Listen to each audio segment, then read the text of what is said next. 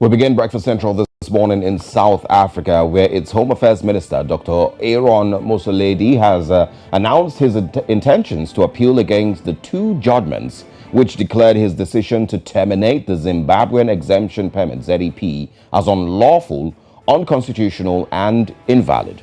Now, this comes after the High Court in Pretoria ordered the government not to deport or detain holders of the permit, which gave about 180,000 Zimbabweans permission to remain in South Africa. The court challenge was brought by the Helen Suzman Foundation and the Consortium for Refugees and Migrants in South Africa after the minister announced the end of the program in 2021. Motsoaledi, of course, argues that his decision not to renew the permit was a matter of policy within his powers as a minister. The Zimbabwe exemption permits will remain valid for the next 12 months pending the process. Now, joining us to discuss this further is the spokesperson of the Zimbabwe community in South Africa, Bongani Mkwanazi. Thanks for joining us and good morning to you. Hi, thank you very much. Good morning to the viewers. All right. Now, as a member of the Zimbabwe community in South Africa, what does this ruling by the court mean to you? And are there angles that are not being brought up in the whole conversation? The primary thing is that the court has not ruled that the minister should not cancel the special permits. It has ruled that he should follow due process and that the manner of cancellation did not follow due process, and that's why it becomes unlawful and invalid. Some people might make the mistake that it means he must reverse that decision. No, it simply means he must follow due process, do consultations with the affected parties, so that when he comes to a conclusion, it is going to be a fair conclusion. And this would mean that in the 12 months that has been given to him, he can still come back to the same decision. So that ruling effectively does not direct the minister to reverse a decision, but merely to follow the promotion of Administrative Justice Act. Okay, let's also talk about what the minister should have done. We know that the court ruling was quite scathing of Motsoaledi and the department. They said that the basic rules of promotion, or rather the basic rules of administration of justice, were not met. What do you think that the minister should have done in relation to public participation before cancelling the permits?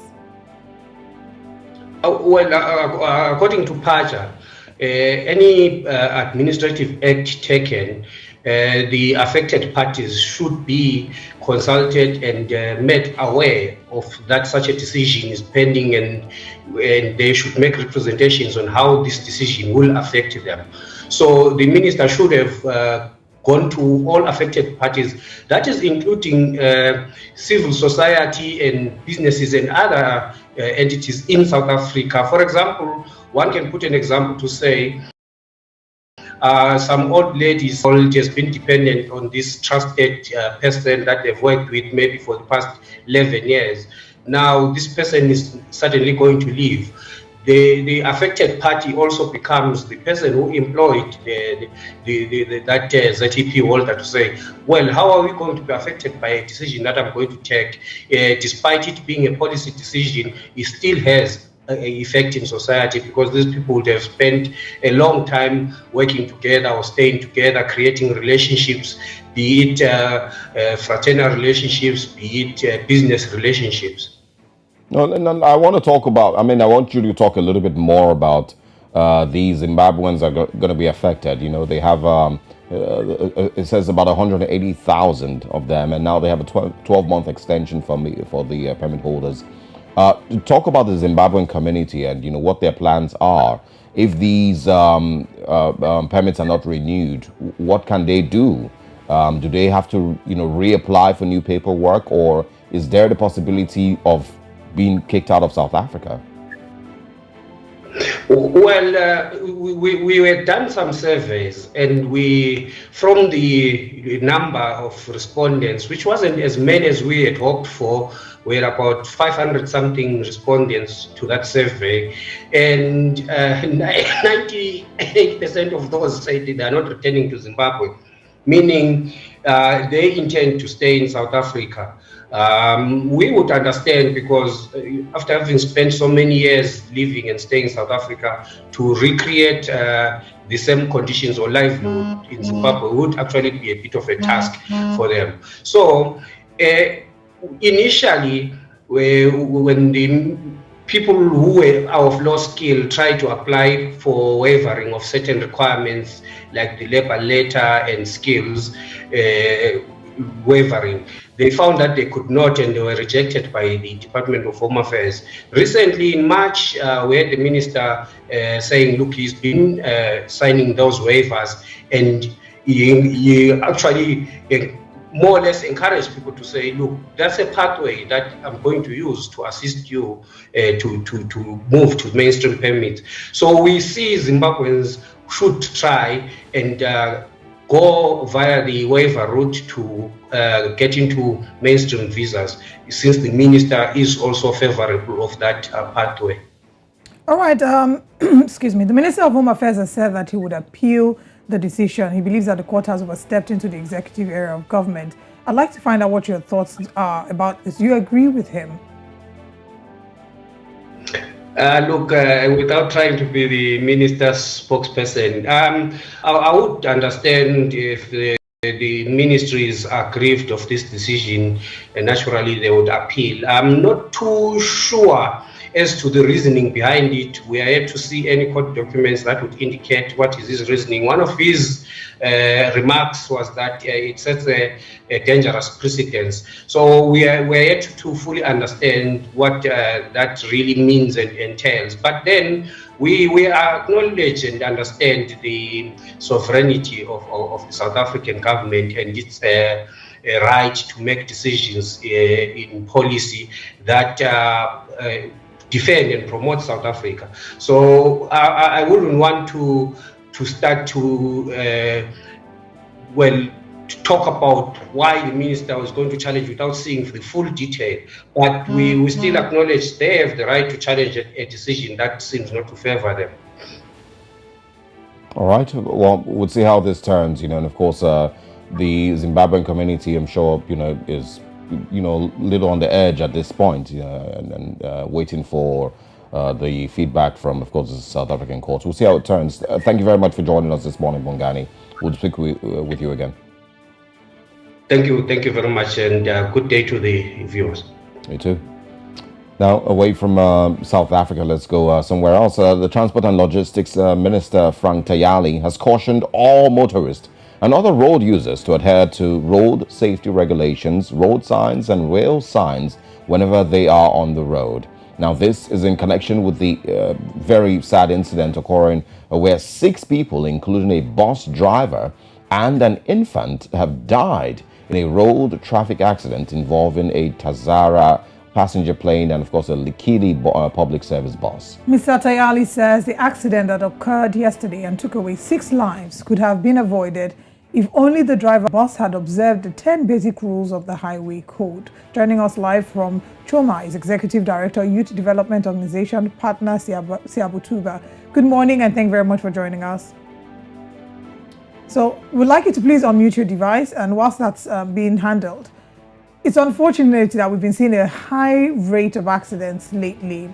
This particular incident says that it could have been avoided if the driver had obeyed the highway codes. So talk to us about, the picture. Give us a clear picture of what, the current situation is in Zambia as regards safety on the roads and, on the trains. Thank you so much for having me. First of all, I think that we have had an increase in the number of road traffic accidents in Zambia. Just in 2021 alone, we had over 32,000 road traffic accidents.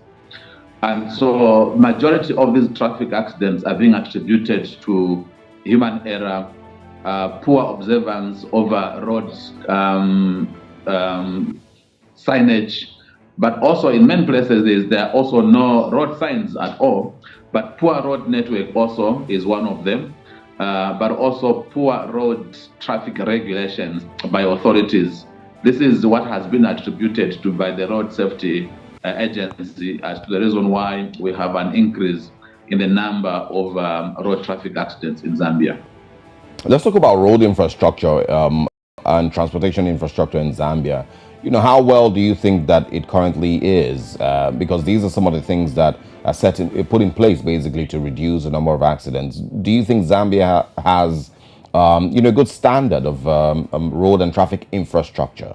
Are there, you know, signs? Are there things that block vehicles from getting onto train tracks? You know, these little things here and there, traffic lights, you know, that of course must be respected and must be obeyed. Are these things in place all over Zambia? Or does, you know, the Hakainde Hichilema government need to work, you know, a lot harder to make sure that road traffic infrastructure is in place? Generally speaking, our road infrastructure is not in a very good state. The basic things like crossing points, road signage, going as far as the quality of our roads is not so good. And I think that motorists and citizens have generally expressed concern about the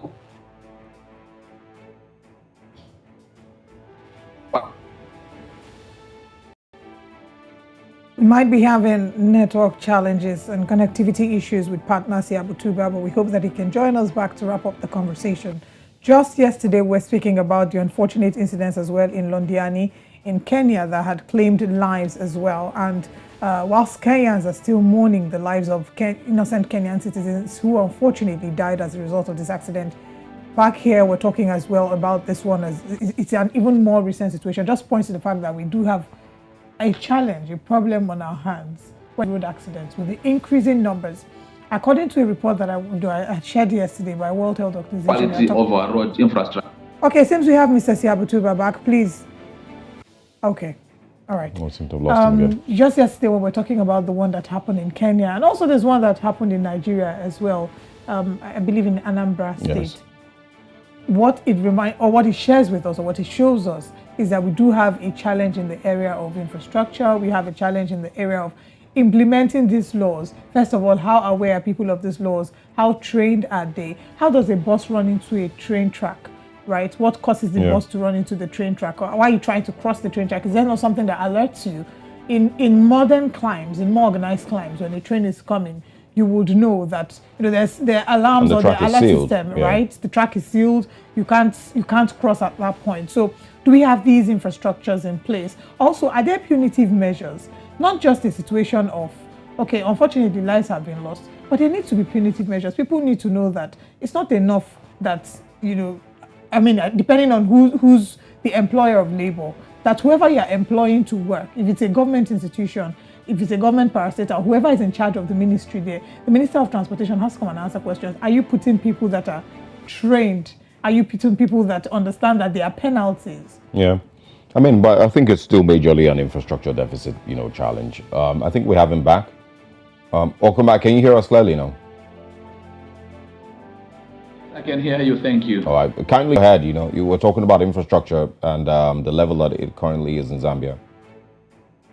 Yes, I was explaining that the government has invested in some road infrastructure development fund. All right. As we wrap up this conversation, Mr. Siabutuba, talk to us. But this fund does not seem to. No, please go ahead. Please go ahead. We thought the network had frozen. Okay, now I was just saying that our government has put up a road fund to improve the quality of the roads. But I think the challenge is the speed at which road maintenance, road construction is being carried out.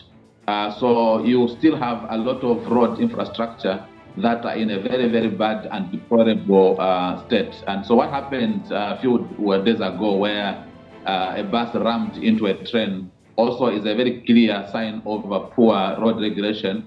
But I think that majority of that was negligence on the part of the driver who could have to avoid if he adopts on the road. So you're talking about this particular incident, the negligence of the driver. Then who takes the blame? What is being done? Are we hearing anything about compensation for the families of the victims? Is the government speaking about that yet? What's the way forward? So obviously, there are regulations that are in place. We are hoping that the bus was insured. but also there are basic road rail line signage that drivers are supposed to be warned about the train having parked or the train having blocked the road altogether. These signage are absent, and I think that government, yes, can blame on the driver. It's very easy to do that, but I think that we can do a lot more together, government and the road users, to ensure that the levels of safety on our road are enhanced by putting in place basic requirements such as signage. In a few years ago, we used to have people sitting by the rail crossing to ensure that motorists are warned before they can approach a rail line. These things are not there anymore. So that's basic things that government must get back to enhance security of a traveling public. All right. Now, aside infrastructure, I also want to talk about the Zambian mentality towards traffic infrastructure and road signs. Because we see, here, I mean, if I'm going to use Lagos, Nigeria, for example, there are certain commercial buses, see traffic lights as, suggestions. They, of course, they're going to obey depending on their mood, but is this the same thing in Zambia? Do people see these traffic infrastructure and road signs here and there and respect them? Just as the government, of course, is encouraged to build more and to, set up a better infrastructure. There's generally a very bad attitude by the public towards observing traffic rules. But there's also an increase in vandalism of road infrastructure, especially those plates that are being used as signage. The public would pick those ones and begin to make different, charcoal braziers out of those. They sell them to different users of these metals, and so we still experience a high level of vandalism on the road signage. But I think this is so much about attitude among the community, including road traffic users. And so together, I think the community and government, we need to see an increase in terms of programs that are supposed to inform the public how to respect road traffic rules, but also how to protect the road infrastructure, because the rate at which they're being broken down is quite a great concern. All right. Well, this is a conversation that I believe can be had across the continent, not just in Zambia, of course, in the east and the southern part and northern part of the continent. Every, part of the continent really needs better road infrastructure. We've spoken extensively yesterday about how the accident rates across Africa is the highest in the world. But thanks very much for your time this morning. We would like to speak with you again. Hopefully things improve in a very short while. Thanks for your time. Good morning to you. Thank you so much. It's my pleasure having you, and have a great day. Thank you. All right. And, once again, like we were saying yesterday, road traffic infrastructure needs to improve across the continent. And just as, of course, we encourage Africans and people in places that do not necessarily have the best infrastructure to at least adhere to traffic rules and regulations. These would greatly reduce the number of road traffic accidents and mortalities, here on the continent. I think it will start from saying that people should actually go to driving schools, because we have a culture of learning how to drive from the house. You're growing up, your parents have a car or two, and then somebody in the house just teaches you how to drive. That's why a number of people don't know what lane to stay on if they're not trying to speed. When they're trying to overtake, they don't know what side of the road to overtake from. So those basic things that can lead to an accident, a number of people. All of it could come hand in hand. There is that recklessness that we also see on the road. That it's not necessarily because this person doesn't know how to drive. It's just a reckless driver. Yes. There's that part. There's also lack of infrastructure. There's also bad roads, potholes here and there that have also caused accidents. And of course ruptured or punctured people's tires while driving. There's many of these things. If you look across Lagos, do we still have those signs when trains are passing? Do we still have those signs that block off traffic from crossing across the rail tracks? I don't think we have a lot of that still, in existence. In Enugu, I remember in Enugu there wasn't anything like that. You're just meant to hear it and know that you should get out of the way. So it's infrastructure. There's infrastructure deficit across the continent, not just in Zambia or Nigeria, across the continent in many places that needs to be fixed, along with, and of course we work hand in hand with also making sure that everyone who's on the road is a licensed driver and, of course, has gone through training to drive, along with people who understand that they must like traffic rules and regulations. Speaking about that license you just mentioned, that's another angle, because a number of the ways in which driver's license are gotten, I mean, it's not a test of driving. It's true. why people in the UK, it's almost like it's a testimony once they passed driving school. They're calling all their family and friends, oh, I passed driving school, because people who know how to drive in Africa or in the West, sometimes you go to the UK or you go to Europe and then you try and realize that you don't even know how to drive according to the driving. Along with, of course, driving on a different lane, because in Nigeria we drive on the left, they drive on the right. On the right. They drive on the right, So it's a combination of all these things that need to come into play. But you would expect that these are things that you will see in third world countries where, if you go to South Korea or in Japan and some of all those things, the infrastructure that you see there basically reduces the number of times that you will see mortality in road accidents, the number of times you even see accidents. It's not like it doesn't happen. It does happen in those places, but it reduces it to at least the lowest level. When I lived in Japan back then, that's a lie. I never lived in Japan. Well, all right. The only Japan he's lived in is I was going to crack a dry joke. If you had said London or when I lived in London. What's up at London? No. All right. All right. Stay with us this morning. Let's take a short break and, of course, get into the world of sports. Share with you what's going on over there.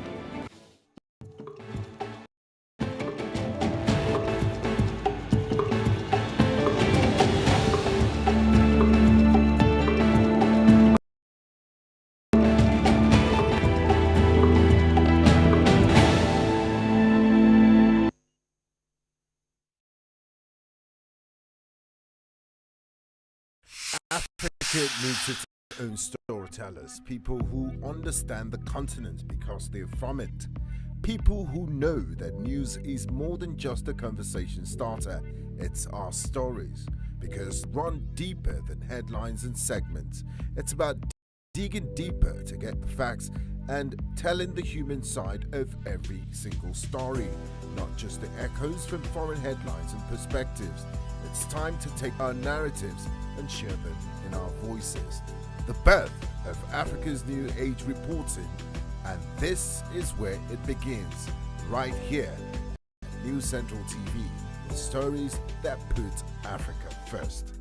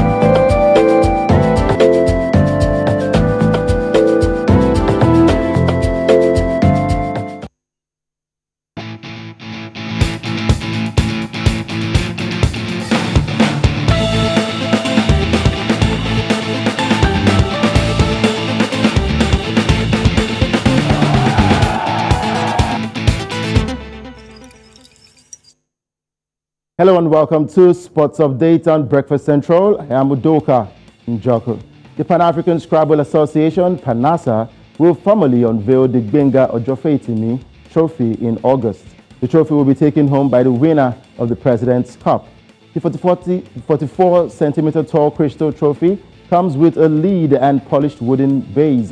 It could be recalled that PANASA set aside over $32,000 towards the President's Cup and $9,000 for the Africa Youth Scrabble Championship to be held later in Lagos. That will be in August. Away from that one now to football. Sporting Lagos Football Club have sealed promotion to the Nigeria Premier League with a 2-0 win over Abeokuta Stormers on match day 2 of the 2022-2023 NNL Super 8 playoff. Coach Paul Ofor tutored Sporting Lagos came into the game versus Stormers knowing a win will seal promotion to the top flight on the strength of their 1-0 win over FC1 Rocket on Monday. Now, Sporting Lagos will join an exclusive number of privately owned clubs in the Nigeria Premier Football League for the 2023-2024 season. The new Premier League boys will face Heartland FC on Wednesday to conclude the first phase before they face the Northern Conference teams in the tussle for the league title. From Nigeria, let's head straight to Ghana. Still talking about the league now. In the Ghana Premier League, the side talking about Accra Great Olympics have announced that experienced tactician Ano Walker has returned to the club as the new head coach with immediate effect. Walker is returning to the capital-based club as a replacement for Bismarck Kobe Mensah, now whose contract with the club ran out last month.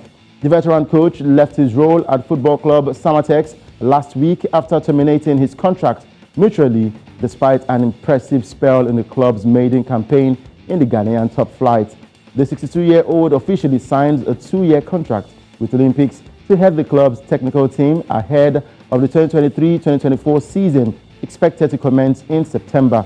Walker was in charge of the Olympics in the 2020-2021 and 2021-2022 seasons, guiding the club to respectable positions on the league standings. The experienced coach was heavily linked with a move to Giants Hearts of Oak, but he has opted to join City and traditional rivals instead. We're talking about contracts, and let's head straight to England and talk about Chelsea Football Club. The club is set to terminate the contract of Black Stars of Ghana defender Abdul Rahman Baba in a mutual agreement. This was disclosed by transfer expert Fabrizio Romano in a tweet on Monday. However, the Italian journalist revealed that the left fullback will join Greek club PAOK as a free agent on a 2-year deal. Baba Rahman joined Chelsea in 2015 from Augsburg and made just 15 appearances, and the 29-year-old was on loan to PAOK in 2021 and was also on loan in the 2021-2022 and then the 2022-2023 seasons at Reading. Away from that one, now let's talk about Under-23 tournaments. And today in the semi-finals of the Under-23 Africa Cup of Nations, Egypt will battle it out with Guinea, and Morocco will take on Mali. Whoever gets to win this one will feature in the finals of this year's tournament. And in the world of tennis, for the first time in history, the R2 Arab women seeded in a Grand Slam, and Tunisia's Ons Jabeur is thrilled to be sharing the spotlight with Egypt's Maya Sherif at Wimbledon. Now ranked number 6 and number 31 respectively, Jabeur and Sherif are just two examples of scores of Arab women athletes excelling on the global stage, often outperforming their male counterparts and then breaking many barriers along the way. Now, Jabeur feels that she has gained a deeper perspective on the state of equality or then inequality between women and men in tennis, and she wants to shed light on the issues as she and her fellow WTA players are facing. The Tunisian also believes that women's tennis is unfairly portrayed in a negative light, which possibly makes it unappealing to investors. Jabeur begins her campaign at the All England Club on Tuesday against Poland's Magdalena French. We're talking about the tennis tournament and, of course, for Jabeur's Arab counterparts, that is, Egyptian tennis player Maya Sherif. She suffered an early exit from Wimbledon after being stunned by Rebecca Masarova of Spain on the first day of the Grand Slam tournament on Monday. Now, Sherif, ranked world number 31, lost 2-1 to the unseeded Masarova in a closely contested match that ended in a tie break. While this was Sheriff's first appearance at Wimbledon, she had previously played in 8 Grand Slam tournaments, starting in 2020 when she was eliminated from the first round of the Roland Garros. And that's a wrap on Sports Update on Breakfast Central. I am Udoka Njoko. Good morning, Osalge. Good morning, Olive. And for Sarage, Mason Mount is set to be announced as a Manchester United player. Does that mount pressure on anyone in Manchester?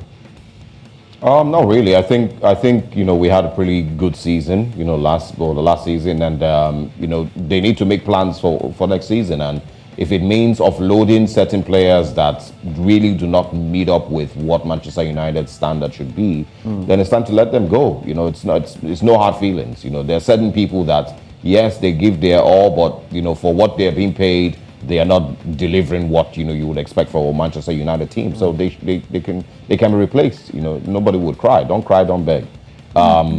If you're being paid £350,000, £200,000 every week, you must deliver. And if you're not delivering, let's figure out ways that we can do better in that regard. I'm hoping that very soon, away from this, that I can have a conversation with Udoka about how women's tennis is portrayed in a negative light. But today is not the day for that conversation. Thank you so much, Udoka Njoko, for joining us for sports. Thank you very much. All right, we're going on a quick break, and when we come back, there's more to come this morning on Breakfast Central.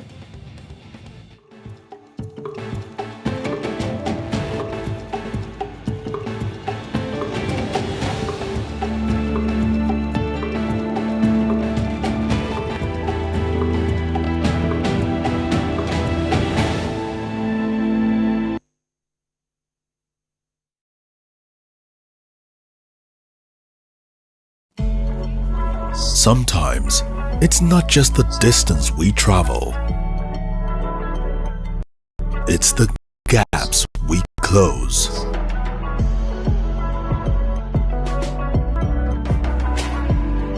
It's not the things we buy.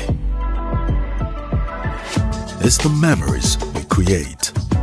Sometimes, it's beyond the places we go. It's the connections we make. Not just the things we taste.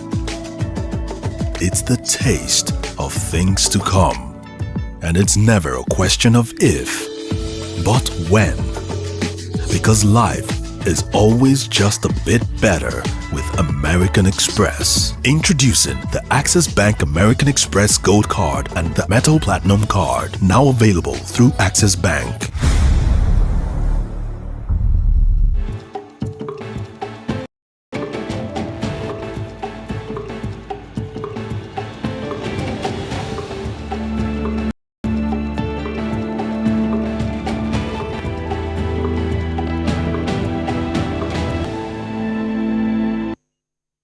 And we've had a very interesting past hour here on Breakfast Central, talking stories from Zambia to South Africa. Of course, the next hour still has a little bit more, but let's quickly share a recap if you're just joining up. Also, some of the things that we've spoken about so far. Went to South Africa, where Home Affairs Minister is to challenge the ZEP court judgments. And in Zambia, 6 unfortunately dead in a Tazara passenger train crash. And we also talked about Sporting Lagos FC seal promotion with win over Abeokuta Stormers, as well as other sports stories, as Udoka Njoko joined us. But there's more to come this morning, so let's share with you what's coming up next.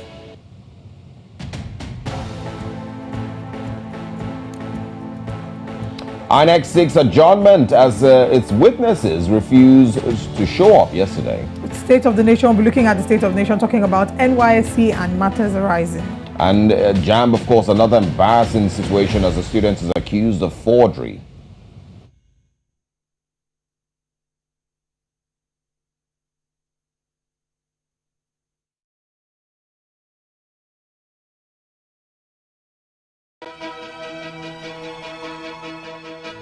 Opinions are free, facts are sacred, but truth is universal. How, in practical terms, can we, for instance, de-escalate the tension? President must see himself as the President of the Federal Republic. On Digi 360, We give you a complete dose of everything. I hardly believe what politicians say in this part of the world. A new Nigeria is possible, a future is possible. We delve into the issues, dissect it so that you can understand it. Use it to take action. DG360, dissecting the issues.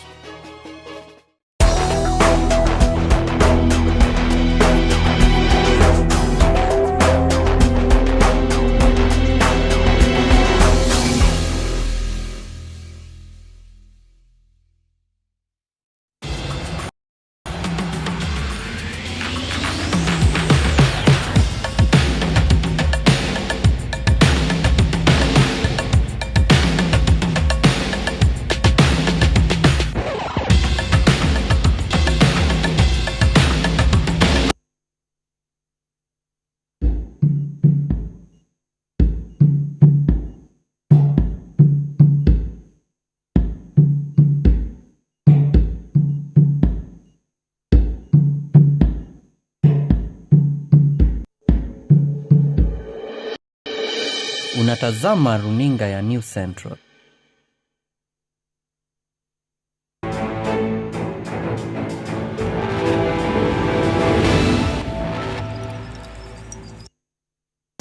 Thanks for staying here with us on Breakfast Central. This is Breakfast Headlines, and we'll begin with our very first story. Let's take a look at our very first news. It takes us to South Africa, where the acting public protector has cleared President Cyril Ramaphosa of wrongdoing in the scandal where large sums of foreign currency were stolen from his farm. According to Kuleka Zalika, the investigative team found no proof that Ramaphosa was actively involved in the running of the farm, nor that he received earnings from it. The investigation came about after a burglary at the farm in February 2020, where claims made that President attempted to cover up the theft of millions of dollars from his farm. Meanwhile, opposition political parties such as the DA, ATM, EFF have criticized the findings, announcing the intention to approach the courts to have the report reviewed. Let's now go to Sudan and tell you as well with the latest story that explosions again rocked Sudan's capital Khartoum as the army rallied civilians to take up arms against a renewed onslaught by its paramilitary foes. Witnesses say the sound of artillery fire shook the dawn in northwest Khartoum and progressed towards the center and east of the city. The war-torn capital barely saw a few hours of respite after heavy clashes on Sunday between troops loyal to Army Chief Abdel Fattah al-Burhan and the paramilitary Rapid Support Forces. The army announced on Monday that it's ready to receive and prepare volunteer fighters after Burhan last week urged Sudanese youth and all those able to defend to join the military.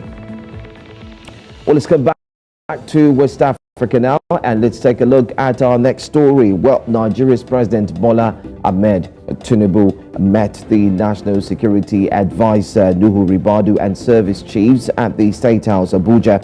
They include the Chief of Defense Staff, Major General C.J. Musa, Chief of Army Staff, Major General T.A. Lagbaja, Chief of Naval Staff, Rear Admiral E.A. Ogala, Chief of Air Staff, AVM H.B. Bukar, and the Acting Inspector General of Police, Kayode Egbetoku. The meeting was at 3 p.m. local time, that's West African time, 3 p.m. Is Tinubu's first known in-person engagement with the security helmsman since the appointment on the 19th of June. Well, let's just stay in Nigeria and bring to you the sad story that 9 out of 20 persons feared trapped in the rubble of a 4-story hotel building that collapsed on Monday in the Life Camp Abuja have been rescued. The incident occurred at about 4 p.m. while workers were on the construction site in the Dapa area near the Berger Clinic. Officials of the FCT Fire Service and the National Emergency Management Agency are reportedly at the site of the collapse to rescue the remaining victims from the collapsed building. And let's quickly wrap things up and also let you in on more news. This time, let's tell you that the Nigerian Youth and Students Coalition for Governance has accused a whistleblowing group of trying to twist the nation's president. The group, while speaking to newsmen in Abuja, say that recent call by a whistleblowing group, the Coalition of West African Investigative Journalists on President Bola Tinubu to disengage several top government officials over claims they have continued to abuse their offices are false, frivolous, and baseless. We firmly reject any claim made by this group suggesting some government officials and agencies have been engaged in unethical and illegal activities. These accusations are unfounded, lacking any substantial evidence or credibility. We call on President Bola Tinubu to ignore all the fake and sponsored news targeted at government officials in the last few weeks by desperate politicians seeking to undermine the APC-led government for their gains. We call on the President to stand firm and resist attempting to heat up the policy by sacking competent government appointees to please a few people. And that does it for breakfast headlines for this hour. I'll be back again at the top of the hour. That's 9 a.m. West African time to bring to you more news and more updates concerning the news and stories making the rounds on the continent of Africa. It's back to Olive and Osauge. Thank you very much, Joe. Nigeria is, that country that never runs out of political groups. Every 5 people can come together and name themselves Mesoma, your group of positive Nigerians. Why did you have for to a better country? It's just the name in my head at that point. There's always one group of 11 people that have something to say to advise the government or one thing or the other. It's just always very interesting to see. It's the beauty of the freedom of speech. But we can't wrap this up without... It's the beauty of freedom of speech, but that's what it breeds. I mean, you get to see even those who seem not to be ready. I wouldn't want to use the word qualified, so I do not really dampen or step on anyone's toes and not giving them the freedom of speech. But then again, like you said, once they're you even said 11, sometimes they're 4. Force for change, the coalition. But it's good, I mean, it is fantastic. Yeah. Again, I still hold that it is the beauty of democracy that allows the average man who feels that they have, an opinion, sometimes 2, 3, or 4 people, because sometimes not in the strength of their numbers, right, to come together and be able to challenge the government. And I hope that that's never taken away from us. No, but I agree. It's the beauty of democracy. I'm just seeing it from the angle where, so these things really just spring up mostly, a lot of times, because people are trying to get noticed. And if you look at some of the protests that we've had in the last couple of years, there's always some group of 7 people that's trying to hijack it. Exactly, just trying to get people to notice them and get the government in power to notice them, as supportive of the government in power. So I think the onus then relies on the media to either decide to promote or to ignore. I agree. Right, because it's just the same way people would argue against the immunity clause for presidents and those at the helm of affairs, right? They would say that the immunity clause should be taken out, but then they will say if it's taken out, several frivolous cases will come up. Everybody will want to see the president. That's true, Olive. But then again, before we go, I also wanted to get your take very briefly on another building collapse yesterday in really Abuja. Sad. Very sad. Rescue mission still ongoing. Good news, 9 out of 20 persons. The number, hopefully, we're hoping to get more numbers by the end of today. Very, very sad situation. Building collapse seems to be a thing in the past 3 years, and we've seen these things happen consistently. Lagos, Abuja, some parts in the southwestern part, and then of course in the east. But it will keep happening, Joe, because usually when these things happen, we talk about it, we make a lot of noise about it, but no investigation is being done. We just hear, oh, there's an investigation being done, nobody's been arrested. People don't realize that they can actually go to jail. They should go to jail when their building collapses, because you're endangering the lives of people. As it stands now, people will be afraid to buy properties, because if you're buying already built properties, you can't guarantee the quality of materials used. Yeah. Those of us who live here in Lagos, we have apartments that we live in and you're already complaining, oh, this one is not working, that one is not working. Every 2 months you're repairing sink, repairing this, repairing that. It all stems from the idea of using substandard materials. And I hope that the real estate sector and the built environment sector will take a look into this. But thank God for the lives that have been rescued, and our thoughts and our prayers. We hope that there will be more lives and less incidences like this. Thank you so much, Joe, for joining us. Thank you. All right. Yeah, I do hope that there are more people who are rescued and they're not, we don't have numbers trapped beneath the rubble. But let's share with you what the newspaper front pages are saying around the continent.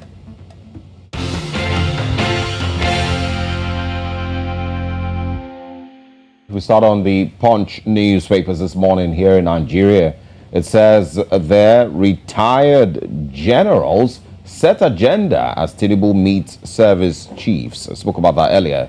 Of course, how they must, at least, how Nigerians are basically tired of hearing about these marching orders that have been given to service chiefs. If we don't see an improvement in security, architecture across the country, then it's a waste of time. Criminal activity is going down. Tinubu picked best hands, says Nuhuri Badu, the NSA. Retired generals ask service chiefs to cooperate, warn against interference. CBN intervenes as more POS operators implement rate hike. Minority leader PDP writes Akpabio over nominations, and also electric vehicle NNPC limited plans filling station charging ports. That's interesting. UTME top scorer's dad declares daughter innocent. Innocent demands probe. And also single moms, Lagos businessman circulates more nude photos. I'm not sure what that story is about, but it looks very, very shocking. Those are the big stories on the Punch newspapers this morning. We're staying here in Nigeria, moving to The Guardian next. On the front page of The Guardian newspaper, the big story says economy awaits Tinubu's fiscal direction as uncertainty trails FX liberalization. Commercial banks stop treating BT and PTA other invisible requests. We also have on the front page APC crisis, governors NWC parley ahead of NEC meeting. Goodwill messages, of course, okay, that's from The Guardian. Police warn against use of orderlies as servants. We are going to come and banter about this, but no consensus on principal officers election as Senate resumes. PEPC admits EU report, CNPP backs observer mission as TMC knocks federal government and INEC. And the merry goes round and round and round. We also have here, okay, I think that's all the stories we have. Osage, police warn against use of orderlies as servants. We've had this kind of conversations 2,576,844 times. Yeah. I mean, of course, that's an exaggeration, but we keep talking about this all the time. We've seen videos where police orderlies have been used to do school runs, carry madam's bag, tie madam's shoe, and you're wondering, why is this happening? Last week, either last week or 2 weeks ago, we talked about how the police, the new IG of police had said that they're cutting out VIP for police, they're cutting out police officers for VIPs, and we're asking, what then is the definition of VIPs? Because when you're cutting it out, there are people that will tell you, they'll say, this one is a political person, this one is a political figure. So how do we really define what VIP is? And this conversation about use of orderlies as servants might not really come into power. It's not enough for you to say it. Are you going to pay them enough money? When you have somebody on the side who is going to pay them what they need, give them enough money, but still maybe use them in an unfortunate way. What do you expect them to do? I mean, for me, it's just the question really is about what then is their role. If you're a police orderly, are you a police orderly to, a retired police officer, someone on that level? General, are you generals would have, army would have their own orderlies. Are you a police officer or a police orderly to a former governor, or a former deputy governor? That thing, Senate president. Exactly, it's the Senate president. If you're on that level, or you've been on that level before, and I need to look at what the Constitution, allows, or the Police Act, allows. That's different. But if you're a police orderly to some rich businessman, who has just exactly, but about the same, even if you are to a governor or a deputy governor or of some sort, what exactly is your role? Are you really just there to stand beside him or behind him and open the door for him and carry, and protect him? What exactly is the role? So yes, police would carry umbrella for madam. Yes, police would hold madam's handbag every now and then. Yes, they would go for a school run. Yes, they would take house girl to the market. Because what really is the exact role as a police orderly? And if those aren't properly defined, then I think the role of the police orderly, from what it looks like, even though it shouldn't be, is to give people a seeming sense of importance, a seeming sense of security. So people they like the idea that they're moving around the police officers, even when some of them don't even need it. Yeah, there is that, but I feel like there should be a clear definition of what the role is, what your responsibilities, are as a police orderly. If you don't do that, then of course they'll continue to be used. And of course, we should also restrict police orderlies to people who, legally should have police orderlies, not just a VIP, not just a rich person, moving around with policemen who should be serving, the Nigerian We're going to wait and find out. Since they're saying they're removing police, it's not going to happen. We're going to wait now. All right, let's move away from Nigeria, see what's going on in Uganda this morning on the Daily Monitor. It says the oil refinery deal hits a dead end. To join board, the government is back to scouting for a lead investor to finance construction of the oil refinery planned to be built in Hoima after the expiry of the key project framework agreement, which was signed by American and Italian firms. Terror alert sends security chiefs downtown, and also no visas for holders of new passports, says Denmark. IGG probes corruption at Energy Ministry. Top of your screen, Kaihura among top generals to retire from army. I think those are the stories that we can share. We can quickly just squeeze in one or two from the Namibian this morning. All right, on the front page of the Namibia's diamond industry under threat. Government works to ban payments to apply for jobs. MTC forced to reinstate suspended company secretary. Alwendo revives Diamond Advisory Board. And final story, Wolvie's murder accused once witness is recalled. That's all we have this morning on the front pages of the newspapers. We'll go on a break. And when we come back, we'd like you to join us as we go through our top stories for the second hour.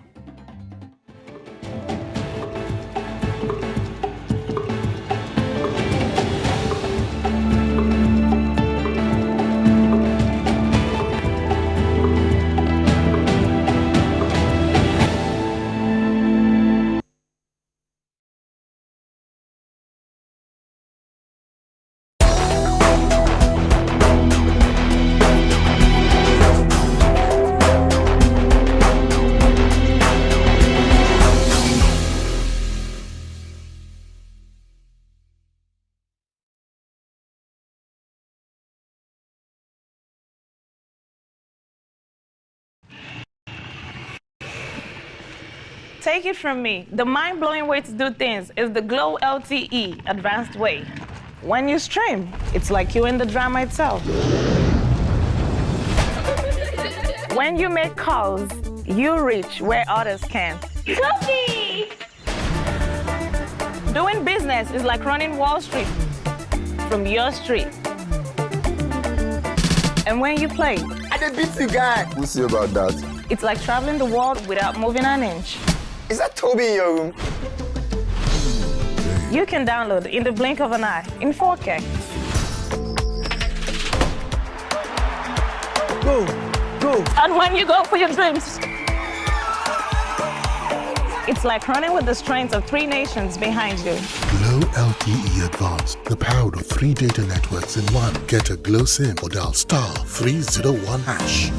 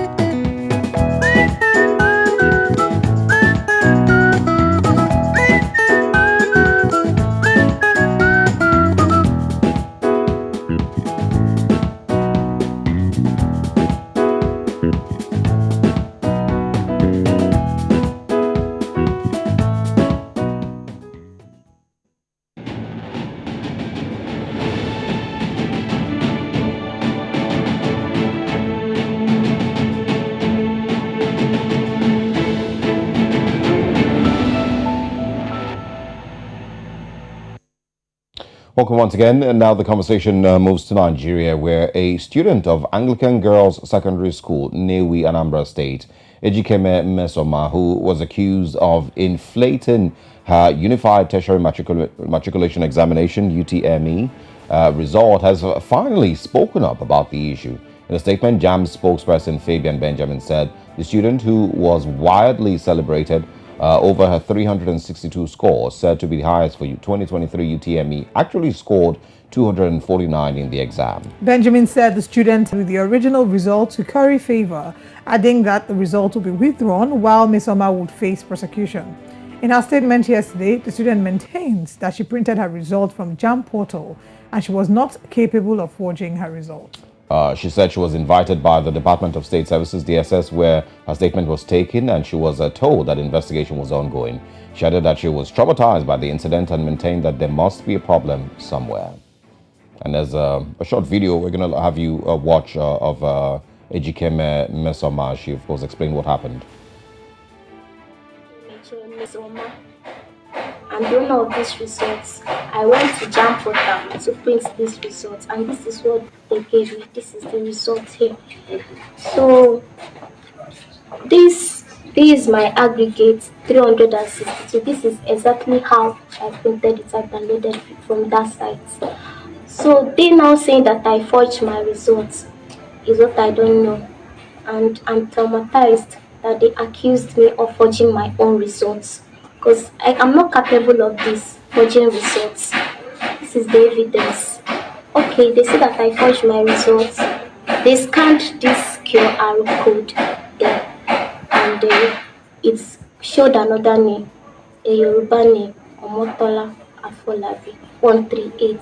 And that same person that got 138, they checked again, the person got 338. Meaning that there is problem.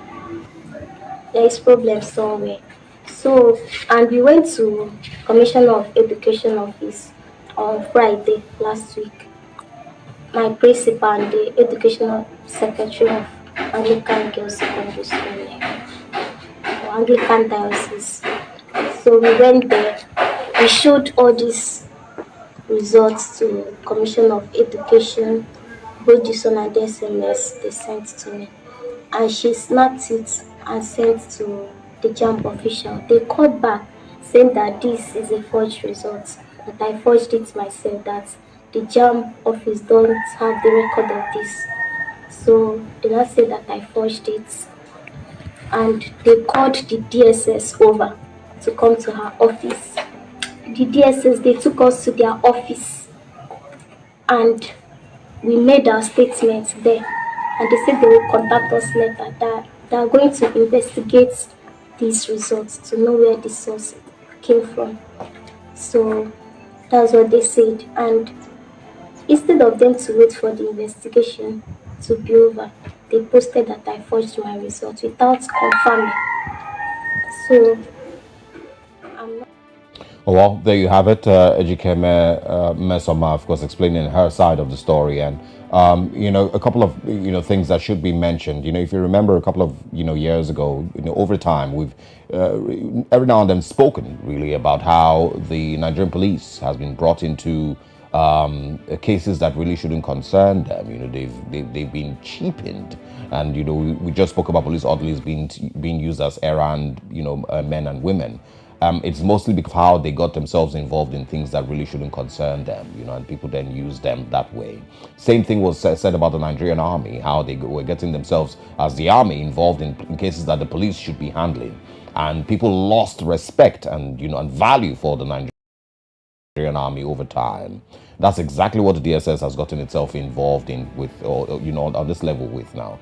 Because, what's the DSS business, really? With is a situation where JAMB is, without even properly investigating and proving beyond reasonable doubt that this was a forged result and that there was a crime committed here, without going through that process, you accuse this young girl of this level of forgery, and then the DSS is involved in a situation like this. This is Nigeria's Nigeria's highest ranking secret police formation, is getting themselves involved in a situation like this. And this is what I'm talking about. You belittle yourselves by getting yourself involved in things like this without even understanding understand what you're doing to yourself. So there's that part. And then second, I feel it is, I mean, if you look at the conversations that have occurred since this happened, you can still sense the tribalism that has occurred in the last couple of days since this has occurred. You know, the whole, name calling because she's from Anambra, all of that happened. And the fact that JAM has not been able to prove beyond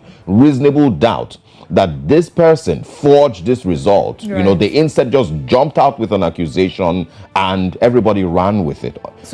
Yeah, I just feel that, I mean, you've highlighted what I wanted to say in a number of ways, right? First of all, what is the role of the DSS is something that we should ask. How is Ms. Omar's Ejikeme's potential result being forged? How is that a threat to domestic security? How is that a national security rather? How is that a national threat? Is a question that we're asking and that you can clarify with answers. We do believe that it's an issue of misplaced priorities. There are a number of issues that require the DSS to step in that they haven't been seen to step. This is definitely not one of them. them. A number of issues. Yeah. If we start to name, we would run out. But this is certainly not one of them. That's one. Two, what they've done is kind of akin to what the police do when it comes to identification. It should be identification parade, right? But in a way, they're doing it the wrong way. So you arrest people, you haven't done any investigation, you take mock shots of them, and you release these mock shots on social media. It is an infringement of their rights, the right to dignity of human person. Yes. You're treating them less than human. And if the investigation is conducted and it is found out that this girl is innocent, then they would have a case to answer. Oh, but not likely in Nigeria, but they should have a case to answer, right? Because there wasn't any presumption of innocence done here. There wasn't any investigation conducted. You came, you saw, and this is a country where we talk about having challenges with technology. Yeah. We're still suffering the effect of the ones we saw during the elections. Now we're still seeing them in court. They come and tell you about it can glitch during elections, but it can't glitch with Ejikeme's and if you look at the reactions to this, there's a couple of people who also said that yes, they've had the same issues when checking their JAM results. That the results that they saw were once or twice was different by the third time that they checked. And she also said the same thing, that if you scan the QR code in that sheet there, it shows a different name entirely, Yoruba name, Afolabi something, which is a totally different name, and a totally different result also. So there is a possibility that the JAM server, JAM system itself, had its own glitch and presented this result to her. But instead of JAM itself to take responsibility and investigate properly and understand why these things, the possibility of these things happening, and why she was given this printout. She said she received an SMS from JAM, and that's the result that also showed from the JAM SMS. Then instead of them to do that, they instead went ahead to accuse this young girl of forgery. And a simple statement to say that result is not correct. We don't quite understand what has happened, but we're going to investigate. That's all. And get to the root of it. Finish. That's all. They didn't need to come out and say she had forged it. It's just an unfortunate incident. So we hope that there is more investigation that is being done and that we have the correct picture of what exactly occurred here. I can't imagine the trauma that she and her family have to deal with. She's a young girl. Even celebrities deal and struggle with the trauma of being labeled wrongly. And here, as far as we're concerned, our position is that she's innocent until proven guilty. And this is what makes it worse. That we even got, I saw posts by social media influencers or handles, some clowns on social media, because that's what they are, clowns, posting her picture with headlines like Nigeria's youngest fraudster, Nigeria's youngest Yahoo girl. When all of this is done, I hope that when we get to the bottom of this, that all the blogs and all the handles that posted that fraudulent information will be also made to come once again, not very likely. And the reason that these things happen is because there is no punishment for bad behavior. And I keep continuously saying that there's no punishment for bad behavior across Nigeria. As long as, we continue to live in that system, then nobody will be punished. Those handles, those people who labeled her, a criminal and all of that, they know that, almost nothing would happen. And they politicized it. Everything we absolutely seem to exploit every little situation. Absolutely. We politicize it, make it a thing of religion or tribe. We've made it into a tribal war. and it's just very unfortunate. But we certainly will bring in more updates as we hear. We hope that more investigation, like we said, is being done, that the matter, they get to the root of the matter. There are lawyers who have offered to be connected to Ms. Omar to ensure that they bring up a case against JAMB and against, the necessary individuals. But we'll keep you updated as we get more reports in this regard. All right, away from Ejikeme, let's go to, of course, other issues in Nigeria. The Presidential Petitions Elections Court yesterday adjourned the hearing of the defense, which was filed by the Independent National Electoral Commission, to today. The court on June 23rd fixed Monday, July 3rd, which was yesterday, for the respondents to open their case in defense of the petition filed by aggrieved parties challenging the outcome of the February 25th election, wherein Bola Tinubu emerged as president. During Monday's proceedings, counsel for INEC AB Mahmood SAN informed the court that the commission had billed 3 witnesses to give their testimony in aid of their defense, and that the witness who was scheduled to testify was unavoidably absent from the court. He thereafter sought that the matter be moved to July 4th and was heeded by Justice Haruna Samani, following the agreement of other parties in the case. One of the concerns I think that the obese counsel had raised was they felt in some way that they should have been informed. Why are they just finding out that you're not able to open your defense? Why didn't you tell us earlier before we came to court? Those were some of the things, but nobody opposed it. July 4th is already here. Yeah. So today they should open their defense, and we, of course, will be bringing more updates here on Breakfast. And hopefully the witness shows up today. Yes. If they we don't want to be unavoidably absent again. No, hopefully he shows up today. And there are a couple of things that were also mentioned yesterday, how an INEC a director at INEC, had mentioned that only 31% of the results were truly verified, and were unquestionable. So there's still a lot of questions that need to be asked, or answered rather, as to what happened with the remaining 69%, if I get my maths wrong, of the results that were. Of course, I tried, right? With the many results, of course, that we used to declare Bola Ahmed Tinubu president. And these are questions that need to be answered, concerning the INEC server. If there was a glitch, has INEC been able to investigate properly and show us exactly where this glitch came from? Because that should be their role, their responsibility. You can't just tell Nigerians, there was a glitch. No. Well, if you ask, where was it from? Was it a human glitch? Was it a technical glitch? If it was a technical glitch, you can trace it, and tell exactly where it come from. You cannot spend 300 billion naira and then tell us that you don't understand where the glitch came from. And if there was a glitch, the courts would then have to decide if that glitch was enough to jeopardize the elections. Basically. Even though before the elections, INEC convinced us beyond reasonable doubt that they were going to be able to conduct free, fair, and credible elections. We did have them on this show. We had Festus Okoye join us a number of times, and we had expressed concerns, but they had assured us that they were ready for the elections, and at least for the majority of it, we would see, a smooth sailing election, but it doesn't seem like that promise was upheld. Yeah. Away from there have been conversations on the need to review the NYSC Act since the law was instituted by a military decree number 24 by General Yakubu Gowon. National Youth Service Corps, NYSC, has continued to grapple with a lot of issues. More recently is apportioning blame to banks for the delay in payment of the June allowance, popularly known as Alawi, of serving members, adding that it had finalized arrangements for the reimbursement since June 27. We'll go on a quick break, and when we come back, we'll be talking more about the NYSC and the updates. Stay with us.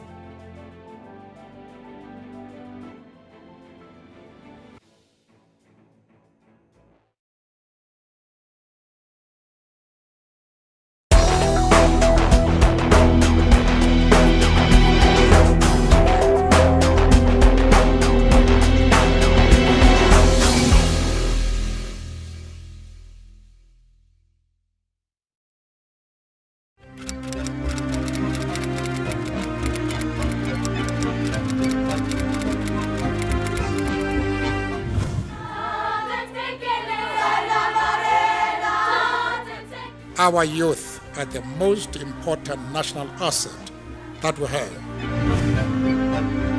Did you hear the stories of Africans who fought for their independence, bringing a wave of 30 free countries in just 10 years? The heroes who fought battles that are just like yours. They courageously marched against bad governance, brutality, and oppression. You're not the first in these battlefields. Amazon is in green. Camacho Quinn second from the left. The Olympic champion's been left a little bit at the start by Armstrong. Those stories may be hard to find in the mix of foreign priority, perspective and agenda, but our stories will definitely find future generations. The fearless generation of tomorrow will know the battles that we are fighting and the giant strides we're making in technology, art, music, movies, business and more.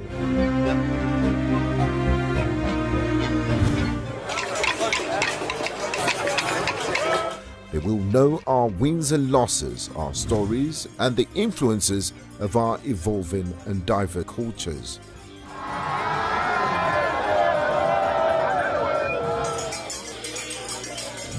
They'll learn from our mistakes, appreciate our progress, and build on successes. With our stories and their relentless ambition, we will be one step closer to the Africa of our dreams. Because whatever happens today across Africa, News Central will amplify those stories that define our times.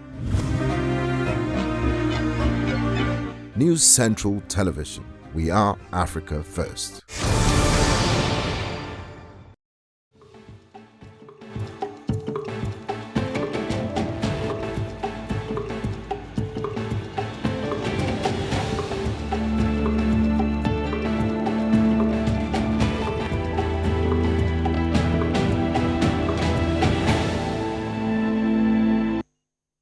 Once again, now Section 34, subsection 1B and 1C of the law, the NYSC law, says that no person shall be held in slavery or servitude, and C says no person shall be required to perform forced or compulsory labor.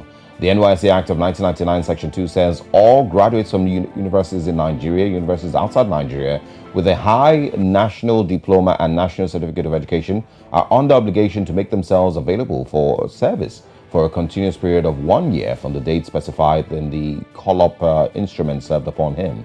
Now, these are some of the matters arising and a bone of contention, especially with issues like owing its members. We're joined this morning by Dr. Charles Oludare Marindoti, who's a public affairs analyst. Thanks for joining us. Thanks, Sarage, for having me. All right. Now, let's start with the question. The whole idea concerning the NYSC, fostering unity and integration and whatnot, that probably was sweet to hear in 1994 or 1990. Do we still think that NYSC is serving its purpose? Thanks for that question. The purpose of the NYSC has long been, invalidated since even inception. When you think about it, the essence was that they wanted to bring Nigerians together after the Civil War, right?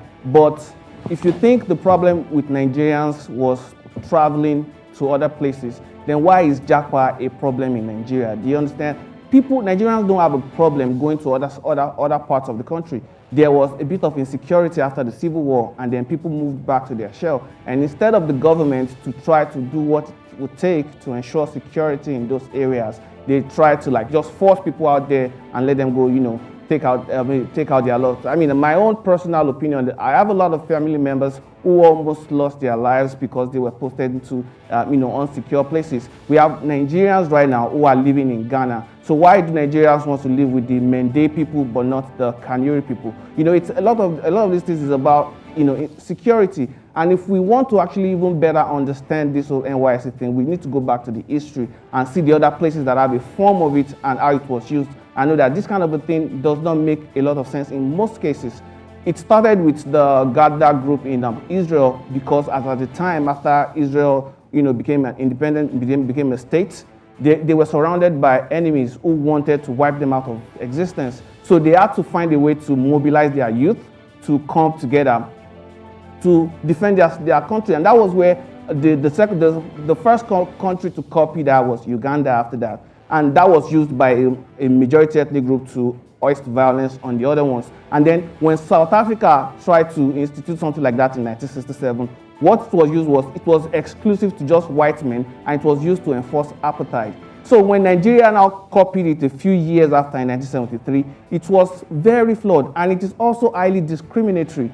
So we are just taking graduates of universities and not other people. Now, university graduates make up a minority in the country. So how are you trying to unite a country by posting out a minority of the people to other places? It makes a lot, there's a lot of flaw in the law in terms of both the implementation and the purpose. The purpose of this law has been long defeated.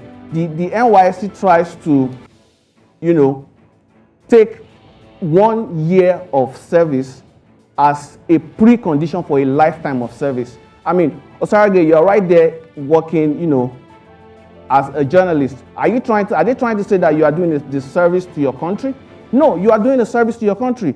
Everybody in civil service is doing a service to their country. So why should you exclude them because you want them to just do 1 year of essentially servitude? Because when you force people, the definition of servitude is involuntary service. And what your country is telling you, what Nigeria is telling us, is that we have to compulsorily go and do this thing. And it does. I don't think that is right, because compelling people to service has to be voluntary.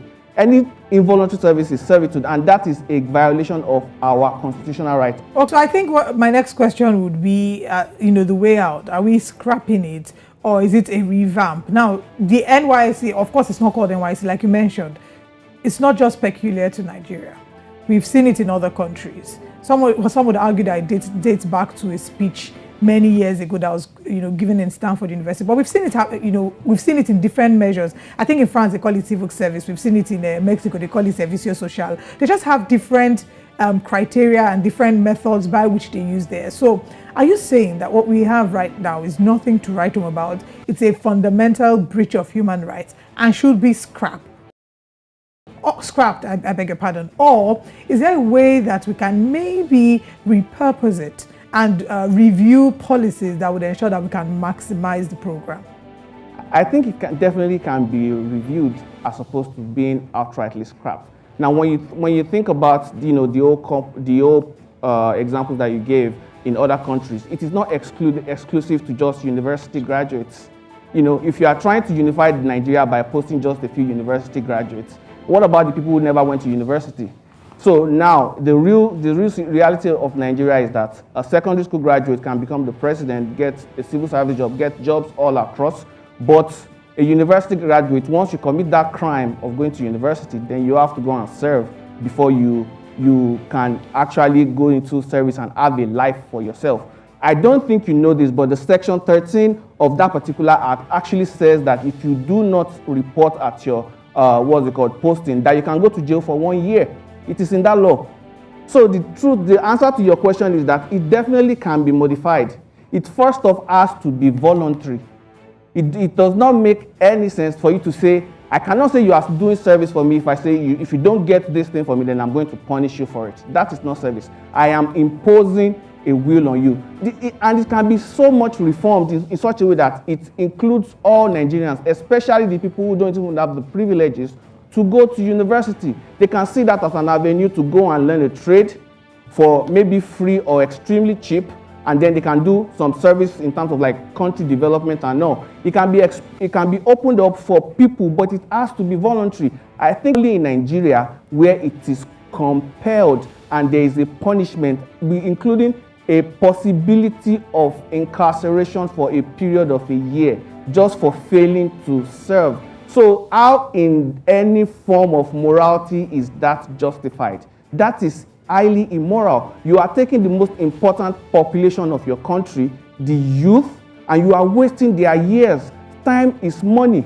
You are actually also hurting your country because you are depriving them of the economic participation that they should have, been able to do. You are exploiting their labor. We talk about Nigeria and Jackpot is a thing. We want to convert brain drain to brain gain, but you have to first go and serve. So if we have Nigerians who are raising Nigerian generations in Italy, all over the world, in the United States, if they want to come and do a service for us, they first have to go and serve. I mean, one of the most repugnant, the most annoying one was what happened to the former Minister of Health, Kemi Adeosun, who was so unjustly, I would say, humiliated because of this same travesty. Maybe Nigeria would have actually been protected from the economic quagmire that we are right now had she been allowed to serve. Right now, we have, a very terrible situation in our hand because we have excluded some of our best people just because of our need to exploit, to take undue advantage of the young people in the most important period of their lives. So these are the things that we need to really rethink.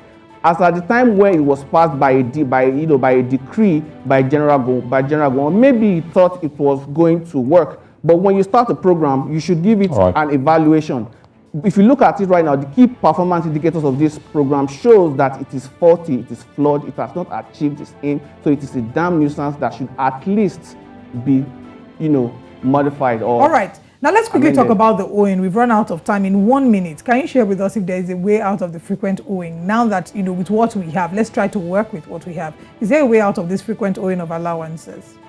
That's the part of the problem, because it is an undue burden on the government's purse too. When they don't even mobilize everybody at the same time because they don't have the funds. It is a waste of money. You are depriving them good income, and yet you are still not able to pay them. So a lot of them are just broke and dejected and all. There is no way out of it other than to make it voluntary. So when you make it voluntary, only a few people will come into it, and then they'll be able to actually acquire some skills or something like that. So that is my own opinion. That's my own thinking about it. There is no need for this whole thing to be continued because there actually you can't even pay regular workers. So you now where do you want to find the money to be paid? Giving handouts to NYSC or NYSC students or whatever staff. Therein might be the end of Alawi as we popularly know it. Thank you so much for your time with us this morning. Thank you very much. All right, we have Elizabeth Moose with the Trend Wave. Let's see what's happening in the web space.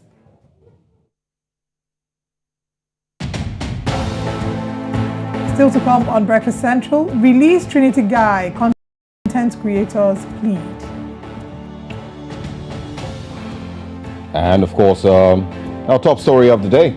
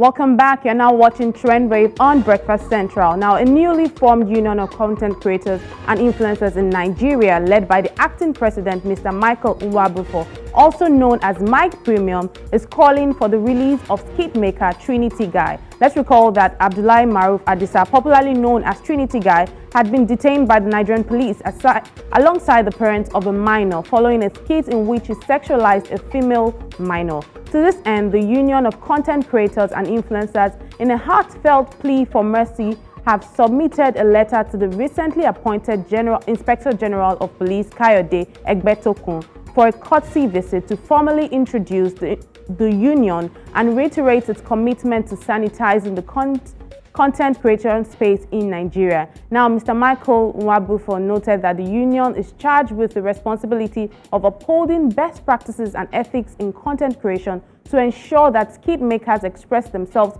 within the confines of ideas that are in the best interest of the general public. Now, the acting president also used the opportunity to call on all content creators and influencers in Nigeria to become registered members of the union and contribute to the growth of the industry. He also pledged that the union will do its best to ensure the release of their member, Trinity Guy, and that other skit makers are there to the ethics of the profession. But we'll take a look quickly at how people are reacting to this before we move to Uganda. That is a comment from Nikurai. She says, it sexually harassed a minor, a little girl, and you are saying it deserves a second chance? Ha! Una deserve the leaders you have. Oh. That's according to Nikurai. Risk R says, all this silly prank is getting too much. What if somebody died on the process? Who are they going to hold? Let's take a look at one more remark and move quickly. I am Otika says, release him already. An example has been set. This sole action, and this would act as a deterrence to others who have bought such expensive pranks in their minds. Now let's move away now from Nigeria to Uganda, where legislators sitting on the Parliamentary Committee on Trade, Tourism and Industry were left dumbfounded by the revelation from the officials of the Ministry of Trade, who confirmed that a staggering 400 million Ugandan shillings was spent in moving documents from the ministry's office in Kampala to its stores in Entebbe. Now, the ministry offices are located at Farmers House in Kampala Central Business District. However, there was a need to transfer documents to the ministry stores in Entebbe. And just about 50 kilometers away, all this came at a cost of 400 million Ugandan shillings, which is approximately around 100,000 US dollars. Now, the officials who appeared before the committee said they do not know how that happened, instead referring to the permanent secretary, Ms. Geraldine Sally, whom they said had an idea of why such an expense was incurred in trying to transport documents. But we'll take a look at how Ugandans are reacting to this story on social media. Gasta goes on to say, wait, was the ministry moving documents or the entire building with its content from Kampala to Entebbe? You know, these are very special and fragile documents like UNEB exams. What a challenge, but also pleasure. What a challenge, but also pleasure it must be to take on such a task. I think that's a bit of a sarcastic remark. That one is from Marvin. Marvin says a chopper from Bar Aviation can't even make 50 flights from Kampala to Entebbe at 400 million Ugandan shillings. That's madness. That's according to Marvin. Samson goes on to say, if transporting documents costs 400 million from Kampala to Entebbe, how much will it cost to transport money? And he has that meme of Mr. Bean looking really confused. And one more reaction to this story, then we'll move quickly. That is from Lukia. Lukia goes on to say the highlight of the day was the revelation by Trade Ministry officials that 400 Ugandan shillings, a million Ugandan shillings was spent on transporting of files from Kampala to Entebbe during the rehabilitation process at Farmers House. We shall leave no stone unturned in probing this level of corruption. I guess this corruption thing is a thing everywhere in African countries, or maybe just even around the world. But I just want to hear your reactions quickly to this story before we wrap up with Trend Wave, Olive and Osalgi. I'd like to actually react to the Trinity Guy story first, if you'd permit me. I think that, first of all, it's very... I don't know if saying sorry would cut it, right? With comedy, there's a very thin line, very, very thin line that's easy to cross between what is allowed and what is very wrong. So in that case, I don't know what's going to happen. They're apologizing on his behalf. I don't know if the apology is enough, because it was a case of sexual harassment. You can't be having jokes that have sexual innuendos involving a child, and it doesn't matter that according to him, he took permission from her parents. She's a minor. Parents cannot give consent for things like that. So I just hope that other content creators will learn a lesson, and that this is not something that we have to talk about again. I hope so too. But for me, I agree 100%. You know, and I think this should be an opportunity to teach Nigerians, both content creators and journalists generally, about sexual abuse and sexual harassment involving minors. It should not be joked with. I understand that, yes, we should also not keep a person in police custody beyond 48 hours. If you're going to charge them with something, charge him with it and let him be punished. You know, nobody should be begging, you know, because this is not something you beg about. If somebody had lost their life, you can't beg, you know, but this is something that is traumatizing for a child, and there's nothing like, I'm sorry, oh, no vex. That doesn't make any sense.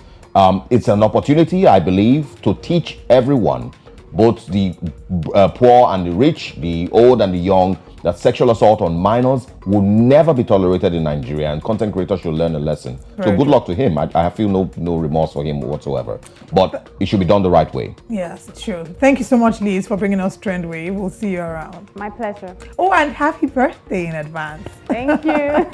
Let's share with you what's happening later today as we wrap up here on News Central's Breakfast Central. Yes, 11 a.m. West African time, we're bringing you Business Edge. And at 5 p.m. West African time, one slot.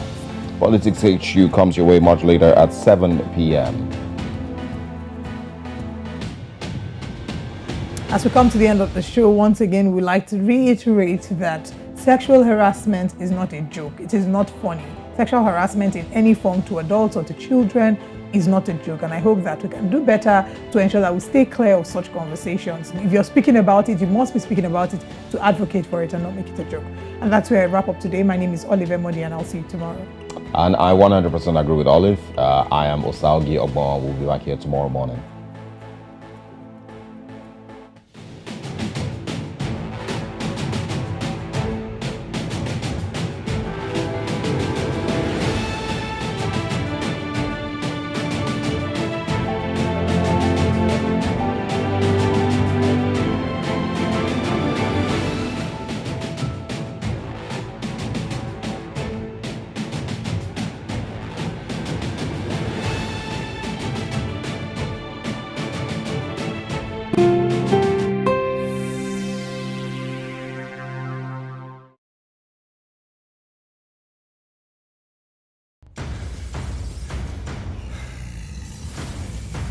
A high-performance car is like a high-performance